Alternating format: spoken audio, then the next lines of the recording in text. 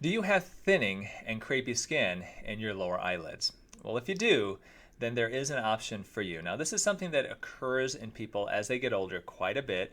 The skin under the eyes thins, and we start seeing some of the blood vessels sometimes underneath, which can cause some dark color to the area. But we also find that that skin, when you smile, you can see maybe that it wrinkles a lot and it looks kind of crepey. And so now the cause of this basically is kind of just the aging process. Now, the skin of your lower eyelids is some of the thinnest skin of the entire body.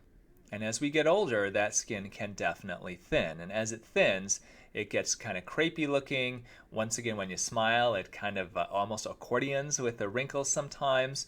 And you can get transparency of the skin where you can start seeing some of the dark blood vessels underneath, causing the area to look kind of dark. So this is just a consequence of aging. It's one reason why I definitely encourage you to wear sunglasses when you can, because sun damage can definitely worsen this. So the cause basically is thinning of that skin, and how do you treat it basically? There's two things that I typically recommend. The first thing is a retinol eyelid cream. Now, Retin-A or tretinoin is scientifically proven to thicken the dermis of the skin, or the deeper skin layer. And so a retinol basically is tretinoin, but a over-the-counter version of it. Now, because the eyelids are some of the thinnest skin of the entire body, you don't want to put a prescription strength retinol cream, or I'm sorry, tretinoin cream onto your eyelids. It's going to be too strong. You're going to cause burning of that skin, and it could be quite uncomfortable. So you want to use a cream, at least especially starting out, that is specially formulated for the eyelids. It's a bit more mild, and typically that's one called Retinol. Retinol is an over-the-counter version, once again, of the tretinoin. Now, the good thing then with retinol is the idea is that if you use it regularly for long enough, you should hopefully be able to thicken some of that skin. And so you get that skin less transparent, so the darkness goes away or gets improved, and some of the crepiness and thinning hopefully improves as well.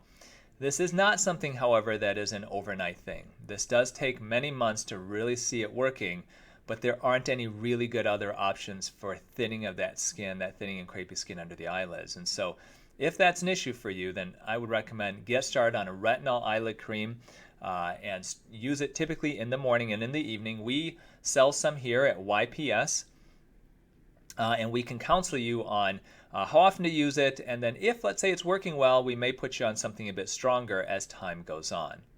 Another option for the thinning and crepey skin under the eyelids could be fractional laser. Okay, so some doctors will use fractional laser to help improve the wrinkling of the skin under the eyes. That is another option. Now, we don't actually, at the time of this video, have a fractional laser here at YPS.